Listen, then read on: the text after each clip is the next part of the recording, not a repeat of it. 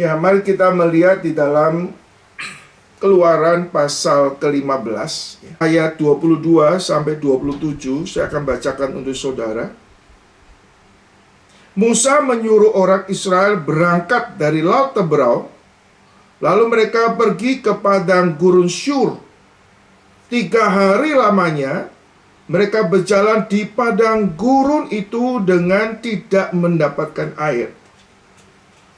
Sampailah mereka ke Mara, tetapi mereka tidak dapat meminum air yang di Mara itu, karena pahit rasanya.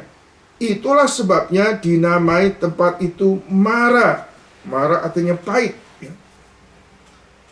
Lalu bersungut-sungutlah bangsa itu kepada Musa. Kata mereka, apakah yang akan kami minum? Musa berseru-seru kepada Tuhan, dan Tuhan menunjukkan kepadanya sepotong kayu. Musa melemparkan kayu itu ke dalam air, lalu air itu menjadi manis. Di sanalah diberikan Tuhan ketetapan dan peraturan-peraturan kepada mereka. Di sanalah Tuhan mencoba mereka.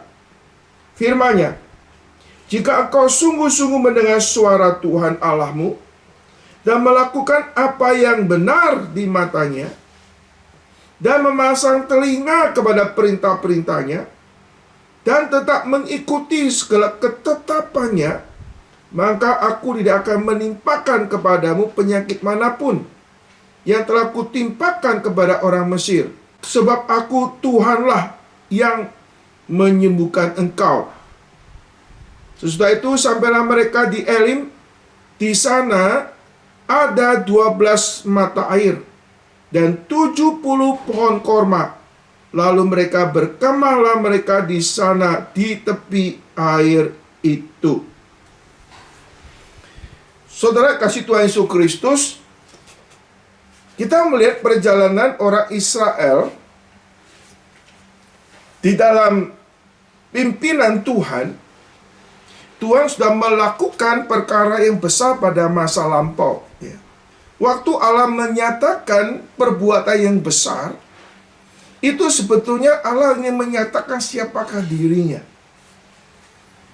Yang seharusnya orang Israel belajar mempercayakan diri kepada Tuhan. Allah yang sangat luar biasa itu. Tapi kita melihat di dalam perjalanan orang Israel, saudara, kita melihat waktu orang Islam menghadapi kesulitan, boleh kata kita melihat bahwa sesungguhnya walaupun orang Israel sudah melihat, menyaksikan kebesaran Tuhan, itu tidak banyak merubah pola pikir dan juga sikap hidupnya kepada Tuhan. Di sini kita melihat di dalam kehidupan orang Kristen, walaupun Alkitab mengatakan kepada kita, di dalam Kristus kita ciptaan yang baru. Yang lama yang sudah berlalu, sesungguhnya yang baru sudah datang. Perubahan itu bukanlah instan, saudara. Perubahan itu ada suatu proses. Proses yang dimana secara progresif Tuhan merubah, memperbarui pikiran dan sikap hidup kita, saudara. Maka dikatakan di dalam satu pemahaman doktrin keselamatan, adanya progressive sanctification, pengudusan yang progresif. Artinya, secara status kita adalah anak Tuhan.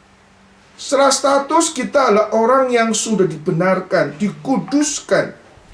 Tapi secara kondisi, kita adalah orang yang masih berdosa. Kita masih bisa berbuat dosa. Bahkan kadangkala kita masih melakukan dosa yang sama sebelum kita bertobat, saudara. Dan Tuhan waktu menyelamatkan kita, akar dosanya sudah dimatikan. Tapi pengaruh dosanya itu masih ada. Dan bagaimana bisa berubah? Itu melalui proses. Nah, proses ini saya sebutkan proses pengudusan yang progresif. Terus-menerus diperbarui. Dan ini adalah semata-mata anugerah Tuhan. Dan juga ada unsur tanggung jawab manusia untuk dikuduskan oleh Tuhan. Saudara, kita melihat dan kita baca, saudara. Musa menyuruh orang Israel berangkat dari Laut Teberau, lalu mereka pergi ke padang gurun Syur. 3 hari lamanya mereka berjalan di padang gurun dengan tidak mendapatkan air. Saudara, ini ada suatu keadaan, ya, orang Israel dalam perjalanan mereka nggak ada air. Nah, ini ada suatu kesulitan yang mereka hadapi. Dan kesulitan ini memang diizinkan oleh Tuhan. Saya ingin memberitahu kepada saudara sekalian bahwa sesungguhnya peristiwa nggak ada air itu suatu peristiwa yang tanda kutip agak aneh. Kenapa, saudara? Karena pada waktu itu bukan musim kering, musim semi, saudara. Musim semi itu harusnya ada pepohonan, juga ada air yang cukup, saudara. Tapi kali ini, saudara, kita melihat mereka ini gak ada air, saudara. Di tengah-tengah kondisi yang masih musim semi, yang harusnya banyak air, tapi mereka gak ada air, saudara. Apalagi dikatakan air itu pahit, saudara. Disebutkan menemukan air yang ada, itu berarti, saudara, itu airnya bukannya terbatas, tapi pahit, tidak bisa diminum, saudara. Saudara, di tengah-tengah keadaan ini, saudara, orang Israel boleh kata mengharapkan di dalam perjalanan, mereka boleh mengalami pemeliharaan Tuhan. Mereka boleh lancar dalam perjalanan. Tetapi di dalam ketaatan kepada Tuhan, justru mereka mengalami krisis air, saudara. Saudara, saya percaya waktu kita percaya kepada Tuhan, ikut Tuhan, kita punya ekspektasi. Di dalam penyertaan Tuhan semua lancar, urusan beres semua. Tapi kita melihat, saudara, Tuhan mengizinkan adanya kesulitan, adanya krisis. Nah, adanya krisis itu diizinkan oleh Tuhan dan ada maksud Tuhan. Seperti pengalaman yang lalu, saudara. Orang Israel diizinkan mengalami keadaan terjepit. Dan keadaan terjepit itu di dalam pimpinan Tuhan. Tuhan mengizinkan bahkan memimpin mereka terjepit. Terjepit bukan supaya mati. Terjepit oleh karena supaya mereka boleh menyaksikan di dalam kesulitan yang besar, Allah melakukan perbuatan yang besar. Dan mereka belajar untuk diam dan taat kepada Tuhan. Tuhan sebelum mengatakan pada waktu mereka khawatir, Tuhan mengatakan, kamu diam saja. Akulah yang akan berperang untuk kamu.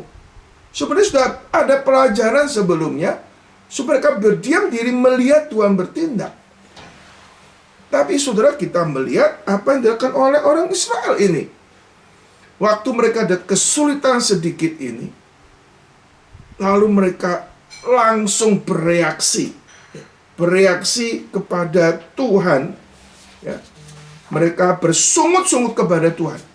Harusnya belajar di pengalaman masa lampau, mereka nggak harus bersungut-sungut, nggak perlu komplain, bahkan sampai mengeluarkan kata-kata yang nggak benar gitu loh. Mengatakan, lebih baik aku pulang ke Mesir. Ngapain gua mati di padang gurun yang dengan kehausan seperti ini? Nah ini, saudara, orang Israel masih boleh kata punya sikap hidup yang lama. Belum betul-betul berubah. Ya. Kadang-kadang kita melihat di dalam kehidupan orang percaya, ya.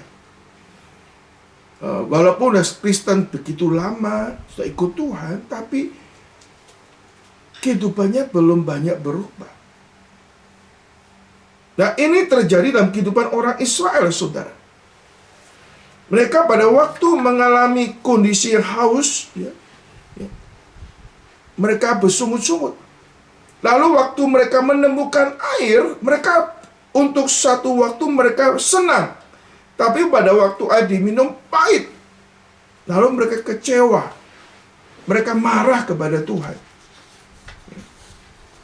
Mereka ini bersungut-sungut. Saudara, saya percaya kita ada pengalaman bersungut-sungut. Ngomel-ngomel. Ngomel-ngomel apa yang kita harapkan itu tidak terpenuhi. Nah, ini terjadi dalam kehidupan orang Israel. Mereka mengeluh, lalu mereka marah. Lalu mereka mengeluarkan kata-kata yang seharusnya mereka tidak lakukan. Saya akan baca Saudara ayat 24. Lalu bersungut-sungutlah bangsa itu kepada Musa, katanya, apakah yang akan kami minum? Musa berseru-seru kepada Tuhan, dan Tuhan menunjukkan kepada sepotong kayu. Musa melemparkan kayu itu ke dalam air, lalu air itu menjadi manis. Di sanalah diberikan Tuhan ketetapan dan peraturan-peraturan kepada mereka, dan di sanalah Tuhan mencoba mereka. Saudara, kita melihat, yang pertama kita melihat bagaimana sikap Musa pada waktu menghadapi sungut-sungut orang Israel. Saya percaya saudara, pengalaman hidup kita pernah mengalami orang tuh ngomel-ngomel sama kita. Atau sungut-sungut kepada kita. Kadang-kadang nggak sungut-sungut, nggak ngomel-ngomel di muka kita, tapi sungut-sungut ngomel-ngomel di belakang kita, saudara. Lah Musa menghadapi situasi ini. Karena Musa yang memimpin, mereka komplain kepada Musa. Bagaimana sikap Musa menghadapi kekesalan orang Israel ini, saudara? Saudara, kita bersyukur kita melihat Musa waktu menghadapi orang Israel ini bersungut-sungut, Musa berseru-seru kepada Tuhan. Saudara, ini sikap yang baik sekali.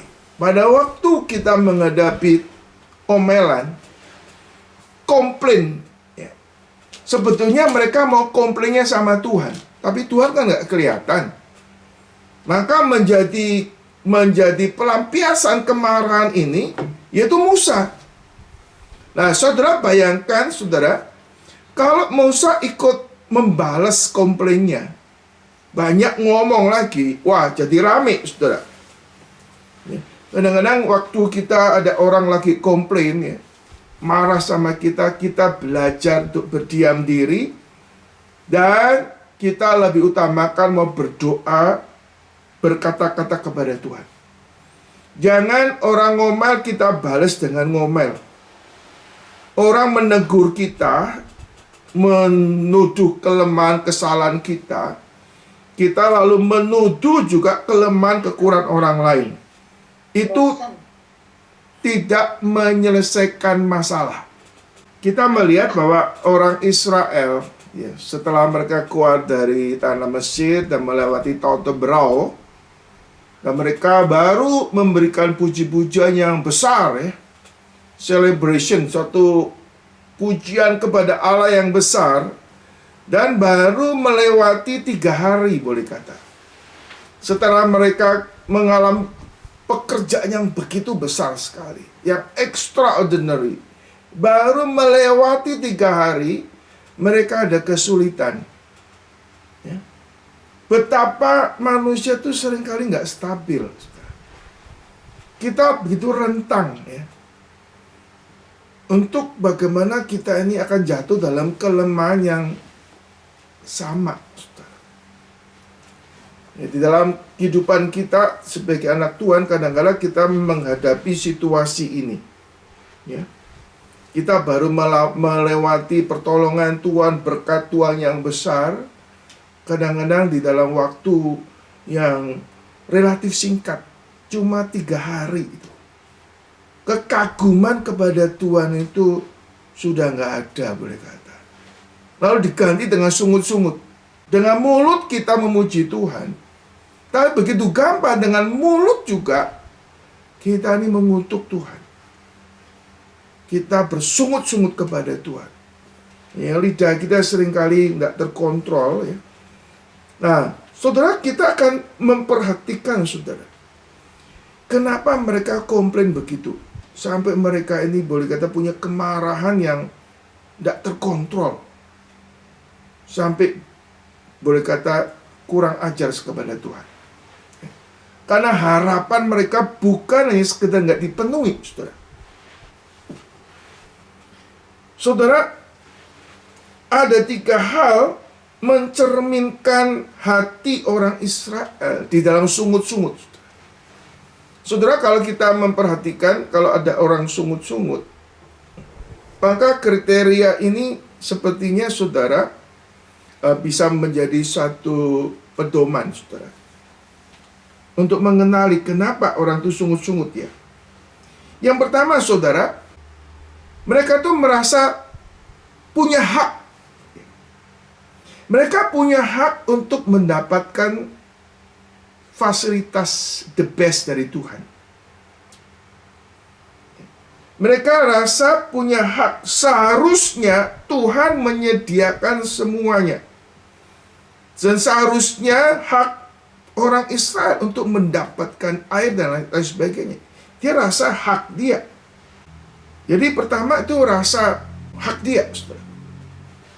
Saudara, kata Yesus Kristus, kadang-kadang kita kadang-kadang saudara menikmati berkat Tuhan, kebaikan Tuhan. Itu kebaikan Tuhan, kemurahan Tuhan itu adalah anugerah yang kita nggak layak menerimanya.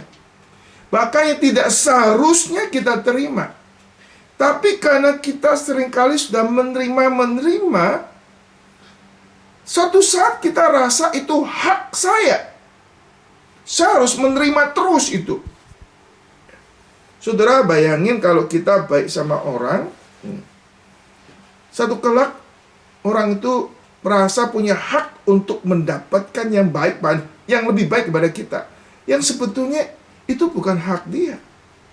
Itu semata-mata anugerah Tuhan. Kemurahan Tuhan untuk menyatakan kebaikan. Ya. Nah, orang bisa ngomel, bersungut-sungut oleh karena dia merasa berhak mendapatkan semuanya itu. Ya. Yang kedua, saudara, orang itu merasa diri sangat tinggi dan merasa layak. Ya. Ini saudara, orang yang merasa tinggi dan merasa layak untuk mendapatkan hal yang seharusnya dia terima. Jadi merasa tinggi.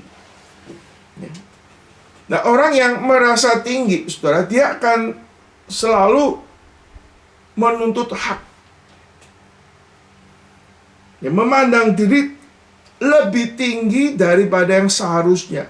Atau memandang diri terlalu tinggi. Sehingga tidak siap untuk menerima keadaan yang biasa. Atau menerima keadaan dalam kesulitan. Hak dia dan memiliki hak, boleh kata menempatkan diri terlalu tinggi. Dan saudara, ini mengakibatkan juga orang yang hak terlalu tinggi, merasa tinggi, selalu menuntut dan tidak bersyukur. Ya, orang yang selalu menuntut, ya, khusus saudara, orang itu makin hari tuntutannya tuh tidak makin sedikit. Makin hari itu orang tuntutannya makin lebih. Apalagi merasa berhak. Nah, kadang-kadang mereka lupa. Sebetulnya waktu ada di Mesir, mereka nggak bisa komplain sama Firaun. Nggak bisa komplain sama orang Mesir. Mereka waktu di Mesir, mereka harus nurut, ya. Mereka harus nurut dan mereka tidak bisa protes, tidak berani ngomel. Mereka hanya bisa melakukan apa yang harus mereka lakukan. Tapi sekarang saudara, pada waktu mereka ikut Tuhan, maka saudara terjadi ada suatu perubahan attitude yang seharusnya nggak terjadi. Kalau dulu di Mesir harus Mereka begitu tunduk, boleh kata taat, tidak banyak komplain. Kalau komplain mereka dipukul. Sekarang setelah jadi anak Tuhan, tanda kutip, jadi ngelunjak. Ada istilah dikasih hati, minta jantung. Jadi orang itu ngelunjak. Ya. Sudah di dalam hidup kita, kadang-kadang kita menemukan orang-orang yang sudah kita baikin, kita coba toleran, kita sabar. Kita harap orang itu disabar itu bisa ngerti, bisa juga bisa menerima. Tapi kadang-kala kita melihat ada orang-orang dikasih hati, kita sabar tambah berani, tambah kurang ajar gitu. Nah, ini terjadi pada diri orang Israel, saudara. Mereka sudah terima begitu banyak kebaikan Tuhan. Lalu mereka rasa kebaikan Tuhan hak dia yang harus dia terima. Jadi waktu dia nggak menerima apa yang mereka harapkan, mereka gampang sekali untuk ngomel kepada Tuhan. Nah, ini sikap orang Israel pada saat mereka menghadapi kesulitan. Tapi kita melihat kepanjang sabaran Tuhan yang begitu luar biasa. Di tengah-tengah keadaan orang seperti ini, kita melihat kepanjang sabaran Tuhan. Saudara, panjang sabar Tuhan ini dinyatakan, saudara, Allah tidak dinyatakan di mana Allah itu ada suatu kebesaran hati untuk menerima orang Israel itu apa adanya. Saudara, sebagai kasih Tuhan Yesus Kristus, kita melihat istilah sungut-sungut ini, saudara. Ini adalah istilah boleh kata pengalaman pertama orang Israel itu sungut-sungut sama Tuhan. Ini pertama kali ini, disungut. Kalau tadi pujian yang pertama kali, pasal 15 ini, tapi ini sekaligus sungut-sungut yang pertama kali mereka kepada Tuhan. Saudara, mereka tidak mendapatkan sesuatu yang mereka harapkan. Nah, kalau kemudian mereka bandingkan ya, kalau di Mesir ada sungai Nil yang airnya begitu limpah. Airnya begitu limpah. Sekarang ada di padang gurun, airnya nggak ada, sekarang ketemu pahit, saudara. Mungkin mereka akan pikirkan begini, apa sulitnya sih sebetulnya Tuhan untuk menyediakan air? Orang laut berapa bisa dikeringkan. Kalau padang gurun mau dibuat banjir air itu tidak sulit. Tapi kenapa Tuhan tidak memperlakukan ini? Engkau sanggup melakukan tapi tidak melakukan ini. Saudara, di sini timbul ada suatu pergumulan dalam hidup mereka. Kalau Tuhan mengasihi saya, kenapa Tuhan mengizinkan kesulitan menimpa saya? Kalau Tuhan Maha Kuasa, kenapa Tuhan tidak menolong saya menyelesaikan masalah hidup saya? Nah, kesimpulannya, saudara, kalau Allah itu kasih, Allah itu Maha Kuasa, tapi mengizinkan saya mengalami kesulitan, tidak menolong kesulitan, lalu mereka memblame Tuhan. Tuhan pasti nggak baik ini. Saudara, kata Yesus Kristus, kita melihat orang Israel punya wawasan tentang Tuhan itu masih dangkal sekali. Mereka, saudara, mempersamakan Tuhan itu mungkin dengan Firaun. Ya. Mereka masih belum trust betul-betul sama Tuhan, masih curiga sama Tuhan. Jangan-jangan Tuhan mau bikin mati saya di sini. Di dalam kehidupan orang percaya, kadang-kadang kita nggak tahu hati orangnya. Waktu mereka mengikut Tuhan, mereka berbakti kepada Tuhan, ikut ibadah, ikut Bible study, kita nggak tahu apa yang di dalam hati manusia. Nah, khususnya orang Israel, saudara, tidak menjamin seseorang yang boleh kata sudah mengenal Tuhan, bahkan mengalami mujizat Tuhan, perbuatan Tuhan yang besar, Ini bukan menyaksikan perbuatan Tuhan saja, mengalami perbuatan Tuhan yang besar, gak tentu rohaninya itu bertumbuh, saudara. Gak tentu juga pertumbuhannya itu stabil. Bahkan kadang-kadang bisa mundur, saudara. Ini suatu realita perjalanan daripada orang Israel. Dari sini kita bisa melihat beberapa hal lagi, saudara. Saudara, kita bisa pelajari ada 3 macam, ya. 3 macam sikap orang Israel di dalam kehidupan rohani mereka. Saudara, kita melihat bahwa mereka ini adalah dari background budak, ya. Budak kerja paksa, majikannya yaitu orang Mesir yang kejam. Lalu mereka boleh kata menjadi orang merdeka, menjadi umat pilihan Allah, bahkan menjadi rekan sekerja Allah. Saudara, kita melihat, saudara, ada perubahan keadaan. Dulu dia boleh kata menjadi budak daripada Firaun orang Mesir. Mereka harus kerja paksa.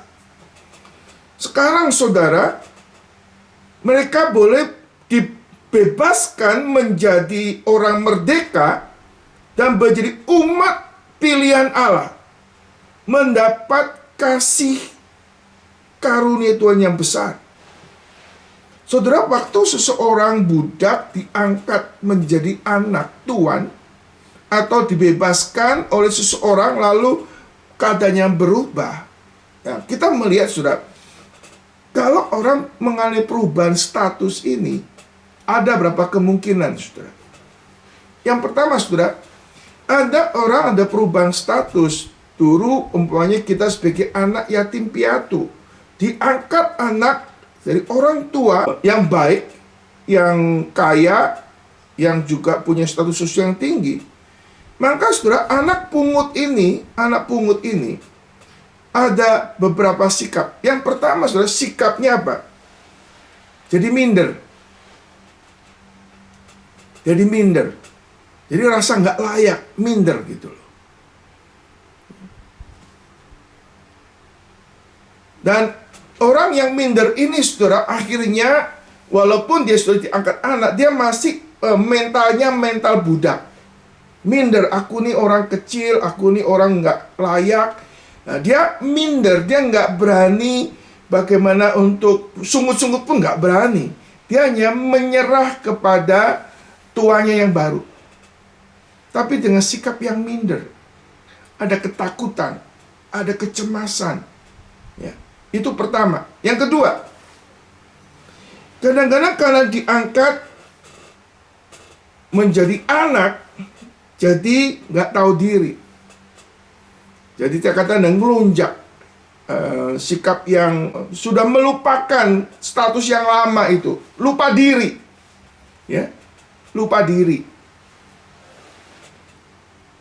Nah, ini bisa terjadi dari seorang budak kalau sudah diangkat jadi anak, dia lupa diri, dia itu budak. Ya. Tapi sisi lain bisa ngelunjak atau istilahnya nggak tahu diri gitu. Harusnya bisa tahu diri, bersikap dengan sopan, dengan baik, bahkan dia dengan sikap yang boleh kata menghormati orang tua tuan yang baru, yaitu harusnya begitu. Tapi ada yang lunjak, nggak tahu diri. Yang seharusnya, saudara, tahu diri dan bersyukur. Tahu diri dan belajar untuk menghormati situasi kondisi apapun. Ya. Jadi, saudara, ini yang sejak terjadi dalam kehidupan anak Tuhan. Ada anak Tuhan setelah ikut sekian lama jadi anak pun terus minder, rasa nggak layak. Yang kedua, bisa nggak tahu diri, lalu melunjak atau nggak merasa itu hak dia. Dia rasa untuk hak dia. Yang ketiga, yaitu orang yang tahu bersyukur. Tahu diri dan bersyukur kepada Tuhan. Nah, orang Israel di dalam perjalanannya, dia yang kedua. Bukan minder, bukan bersyukur, Tapi orang ini ngelunjak, bersungut-sungut, marah sama Tuhan. Lalu sampai suatu saat itu dalam perjalanan mereka membuat lembu emas menyembah berhala. Ini air susu dibalas dengan air tuba. Saudara Yesus Kristus. Nah, ini keadaan orang Israel, saudara. Seharusnya mereka boleh menikmati kehadiran Tuhan, menikmati segala janji Tuhan. Bukan orang lain lagi di tengah-tengah kehidupan mereka bersama dengan Tuhan. Tapi mereka masih boleh kata dalam kehidupannya ini tidak bisa memberi diri, tidak bisa menerima diri keberadaannya, sudah menjadi bagian daripada umat Tuhan, saudara. Orang Israel memandang bahwa Tuhan yang dia sembah sekarang ini, mereka belum memahami sepenuhnya, belum menerima sepenuhnya. Artinya, bayang-bayang Firaun yang kejam, bayang-bayang Firaun yang nggak punya compassion tuh masih boleh kata menguasai pikirannya. Sehingga mental budaknya ini belum betul-betul terlepas. Cara berpikirnya ini masih belum punya konsep yang baru, sehingga mereka boleh tidak menikmati kehadiran Tuhan yang baru yang begitu baik sekali. Masih ada curiga, masih boleh kata merasa sesuatu yang tidak benar kepada Tuhan yang baru ini. Nah, ini yang terjadi dalam kehidupan orang Israel pada waktu itu. Tapi kita melihat ada anugerah Tuhan yang besar. Allah memiliki kepanjang sabar yang besar. Memang Tuhan pakai sarana ini melalui adanya kekurangan air atau air yang pahit ini. Semua ini terjadi di dalam kontrol Tuhan. Saya katakan secara semula, ini waktu musim semi. Seharusnya air itu cukup. Tapi kenapa Tuhan izinkan kekurangan air? Lalu seharusnya air ini, saudara, yang keluar ini bukan nggak ada, boleh kata airnya tidak pahit, air yang segar. Tapi sekarang kok muncul air yang pahit. Air yang pahit ini juga ada unsur-unsur yang keluar oleh karena air yang nggak cukup, lalu timbul sesuatu yang pahit di situ, saudara. Nah, ini hal yang tidak biasa terjadi. Tapi Tuhan izinkan yang pahit ini. Kenapa? Tujuannya apa? Tujuannya untuk menguji orang Israel. Sejauh mana mereka tuh sungguh-sungguh berserah kepada Tuhan. Ini sarana pengujian Tuhan kepada orang Israel. Nanti kita mengetahui pengalaman orang Israel di padang gurun ini, ya, nanti dipakai oleh Tuhan di dalam perjanjian baru untuk berikan pengajaran rohani. Berikutnya kita bisa belajar, saudara, Musa itu berseru-seru kepada Tuhan. Musa berseru-seru artinya bukannya suatu momen yang pendek. Dia bertekun di dalam doa, menyerahkan masalahnya kepada Tuhan. Ini sikap yang baik sekali. Musa nggak terpancing untuk berspekulasi, untuk marah. Musa bisa mengendalikan lidahnya, mengendalikan emosinya, perasaannya untuk berdiam diri. Lah, berdiam diri ini dia berusaha tidak menyelesaikan masalah dengan caranya sendiri, dengan hikmatnya sendiri. Dia belajar mempercayakan masalah ini kepada Tuhan. Musa bukan seorang yang boleh kata pakai cara sendiri menyelesaikan. Dia juga belum tahu bagaimana Tuhan mau menyelesaikan masalah ini. Dia menunggu. Ya. Berdoa ini ada unsur menunggu jawaban Tuhan. Ya, seringkali manusia itu nggak sabar menunggu. Kita seringkali memakai cara sendiri. Kita nggak sabar menunggu waktunya Tuhan. Di sini Musa belajar untuk menunggu. Menunggu berdoa kepada Tuhan. Yang kedua, Musa ini ada masalah bukan cuek. Orang kadang-kala ada masalah cuek, ya nggak berdoa, ya biarin aja. Masalah tinggal masalah, biarin aja. Kita tidak berusaha untuk datang kepada Tuhan, menyelesaikan dengan caranya Tuhan. Kita bisa gampangin, ya sudah biarin aja nih, masalah kan selesai sendiri. Kadang-kadang masalah itu Tuhan izinkan menjadi momen untuk kita membangun relasi dengan Tuhan lebih intens. Kadang-kadang di dalam hidup kita ada masalah, biarin aja kan masalah bisa selesai sendiri.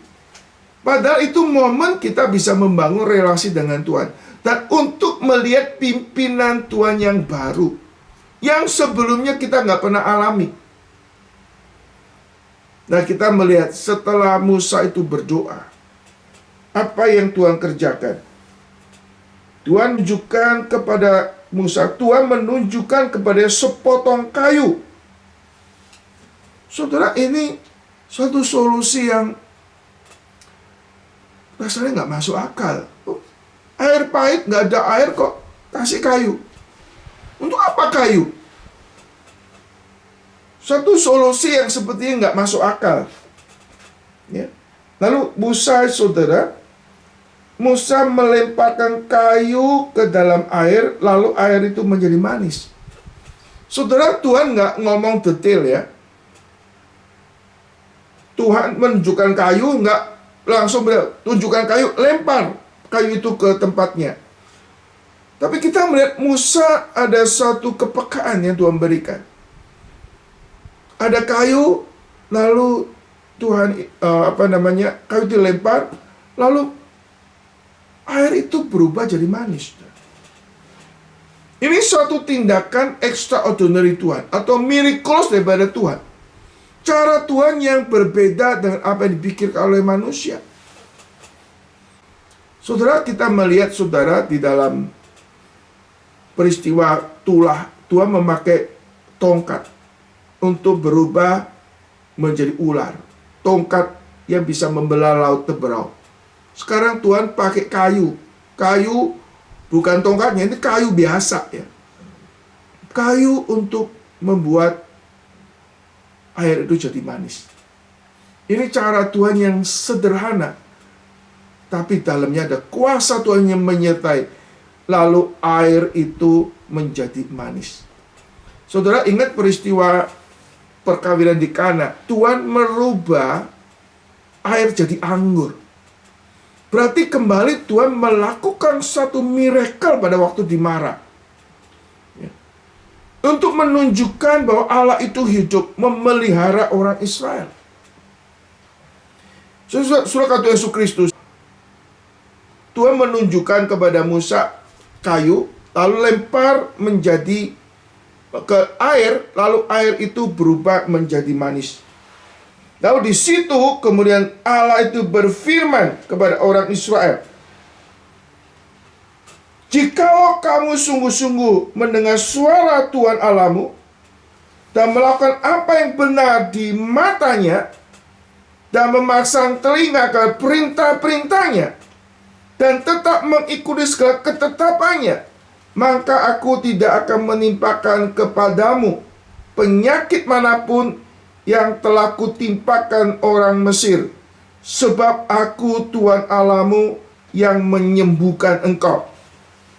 Saudara, kita melihat pengalaman Musa bersama orang Israel. Pada waktu orang Israel ada di Mesir, tinggal di Goshen, mereka terhindar dari semua kutukan-kutukan yang ditimpakan pada orang Mesir. Orang Israel bisa menikmati keamanan karena perlindungan Tuhan. Nah, sekarang janji yang sama diberikan kepada orang Israel. Engkau akan menikmati pemeliharaan Tuhan selama di padang gurun. Asal engkau taat kepadaku. Nggak ada seorang pun yang sakit.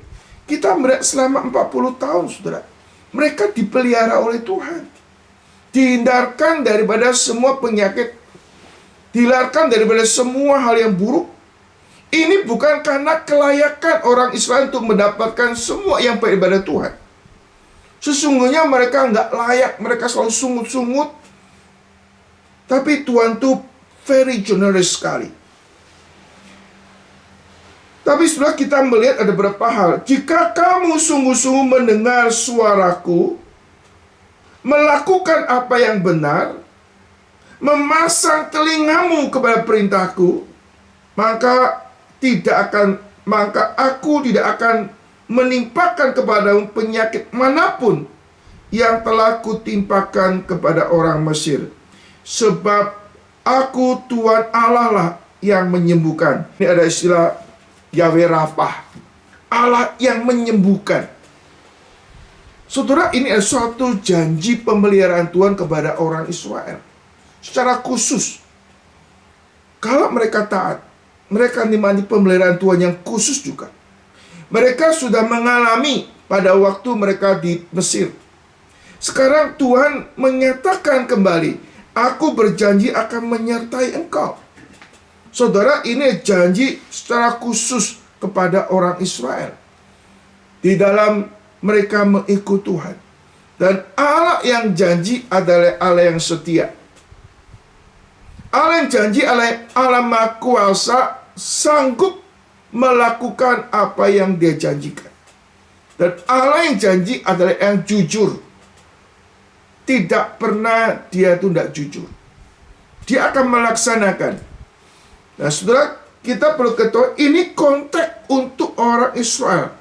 Allah berbicara kepada orang Israel akan melakukan apa yang Tuhan janjikan. Kita melihat, saudara, Allah, orang Israel bersungguh-sungguh kepada Tuhan. Musa lalu berdoa kepada Tuhan. Allah melakukan perkara yang ajaib melalui Musa. Setelah itu Allah berfirman kepada orang Israel. Kita melihat Tuhan melakukan satu mujizat ya, kepada orang Israel. Di dalam melakukan mujizat ini, Allah sekaligus berfirman, ya, mempertegas kehadirannya dan juga menyatakan janjinya. Saudara, kita perlu memahami ya, ada dua hal. Pertama, Allah yang menyatakan diri adalah Allah yang berfirman. Artinya Allah yang menyatakan diri adalah Allah yang bisa dikenali oleh umatnya. Kalau Allah menyatakan diri tidak berfirman, maka orang Israel tidak memahami siapa itu Allah.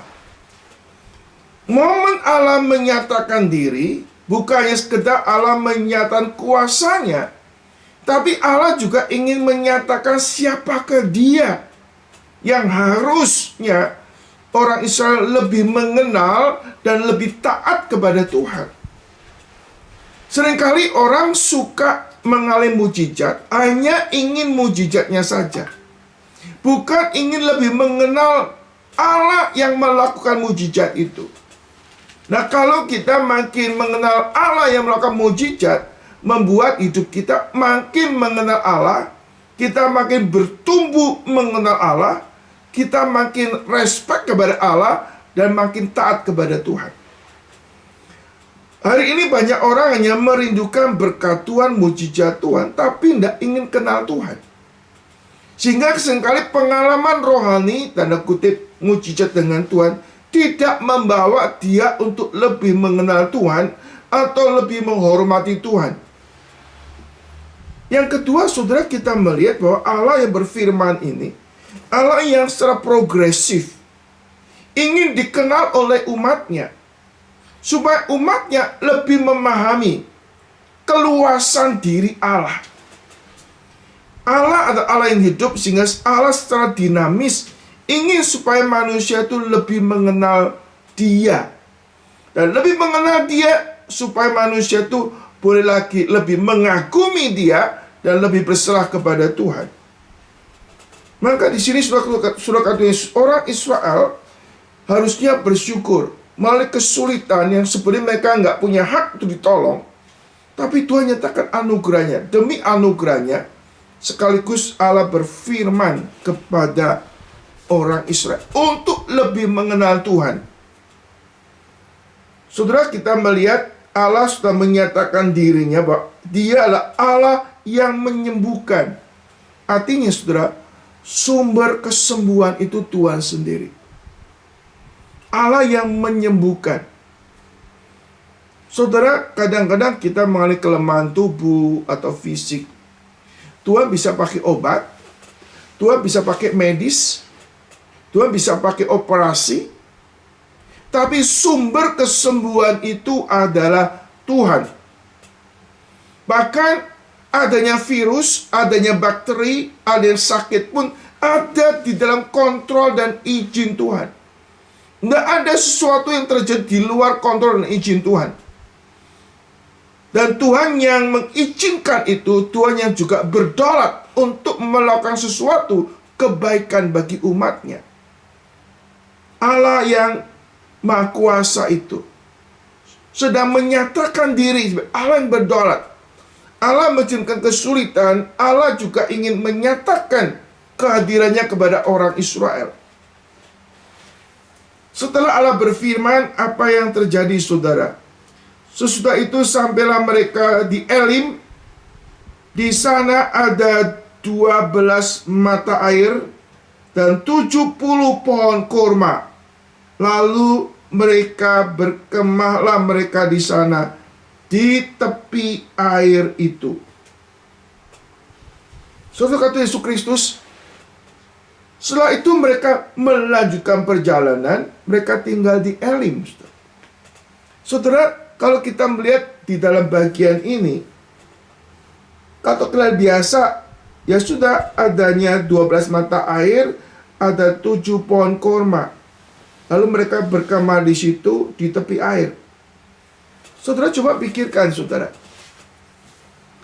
Jumlah orang Israel itu ada 2 juta orang lebih. Saudara bayangkan, ada 2 juta orang lebih. 12 sumur itu bisa nggak kira-kira untuk 2 juta orang? Cukup nggak? Lalu saudara bayangkan, saudara, ini ada 70 pohon kurma. Bagaimana mungkin pohon kurma yang 70 ini bisa mensuplai kebutuhan untuk orang Israel? Saudara, mereka dulu pada waktu keluar dari Mesir, mereka membawa roti yang tidak beragi. Ini sudah habis dalam perjalanan selama 7 hari. Sekarang mereka ada di Elim. Mereka tinggal 21 hari. Bagaimana mereka bisa hidup? Di sini sebenarnya ada miracle lagi. Miracle Tuhan pelihara mereka sehingga mereka nggak kekurangan makanan selama 21 hari di Elim. Ini kita seringkali melihat di dalam perjanjian baru adanya 5 roti 2 ikan untuk 5.000 orang. Kita mengenal 5 roti 2 ikan untuk makan 5.000 orang. Tapi tempat ini terjadi miracle, saudara Tuhan Yesus Kristus. Ya. 12 mata air plus 70 pohon kurma untuk makan 2 juta orang. Ini kalau bukan miracle, gak mungkin saudara bisa mensuplai kebutuhan. Nanti saudara riset sendiri, pohon kurma itu satu pohon isinya berapa, sehingga orang perlu makan berapa. Lalu sumur itu keluar airnya itu satu hari bisa berapa liter. Nah 2 juta orang tuh perlu berapa galon. Nggak comparable, saudara. Tapi kita melihat Tuhan yang ajaib itu. Tuhan tuh menyediakan segala kebutuhannya. Sehingga saudara, orang Israel ini sebetulnya betul-betul Tuhan ingin belajar, orang Israel itu belajar untuk berjalan sama Tuhan, trust dan obey. Percaya dan taat dan menikmati kebaikan Tuhan. Mereka nggak perlu ngomel-ngomel, nggak perlu nuntut hak. Karena Tuhan itu Tuhan yang bisa diandalkan. Tuhan itu Tuhan yang baik. Kalau ada kesulitannya, kita berdiam diri, serahkan kepada Tuhan. Nggak perlu banyak ngomel, nggak perlu banyak bikin ulah. Belajar untuk trust, belajar untuk surrender, belajar untuk taat. Dia pasti akan menyediakan solusi jalan keluar. Bahkan solusi yang terbaik dalam kehidupan kita. Saudara-saudara kata Yesus Kristus, ini pelajar rohani yang penting. Setelah kita menerima anugerah keselamatan, kita akan menjalani kehidupan bersama dengan Tuhan, menuju tanah perjanjian atau menuju hidup yang kekal yang Tuhan janjikan. Allah nggak menjanjikan hidup kita tuh lancar dan mulus, nggak ada kesulitan atau tidak ada penderitaan. Allah izinkan semuanya itu terjadi. Tapi semua apa yang terjadi hidup kita di dalam kontrol Tuhan. Kebaikan Tuhan tidak akan berkurang.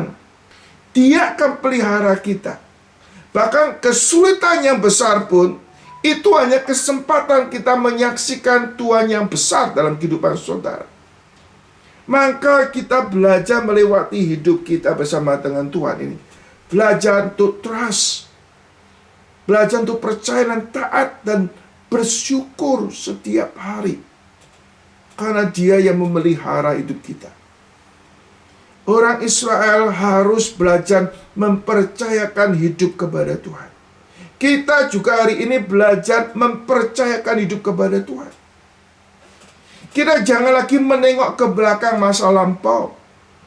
Kalau ada kesulitan, kita mau berserah kepada Tuhan. Kita mau berdiam diri. Serahkan kekhawatiran kita kepada Tuhan, karena Dia akan pelihara kita. Bahkan Tuhan mampu melakukan jauh lebih banyak dari apa yang kita doakan ataupun kita pikirkan.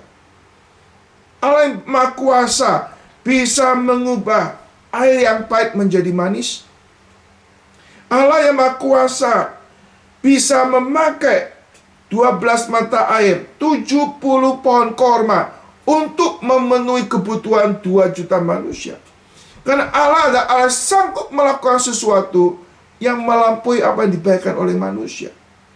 Allah lah hidup. Bahkan Dia Allah yang berjanji menyertai kita selama-lamanya sampai kita bertemu dengan Tuhan. Kiranya pelajar rohani kita ini, saudara, yang kita pelajari malam hari mengajar kepada kita, supaya kita jangan mengikut pola kehidupan yang lama kita. Seperti orang Israel yang sungut-sungut. Kita mau ganti. Sungut-sungut itu belajar berdiam diri. Bahkan belajar bersyukur kepada Tuhan. Karena pada waktunya Tuhan akan bertindak. Waktu Tuhan bukan waktu kita. Cara Tuhan bukan cara kita. Tapi Dia pasti memberikan yang terbaik bagi orang yang percaya dan menantikan Dia. Kiranya Tuhan memberkati firman-Nya dan kita boleh dikuatkan lewat firman Tuhan yang kita pelajari.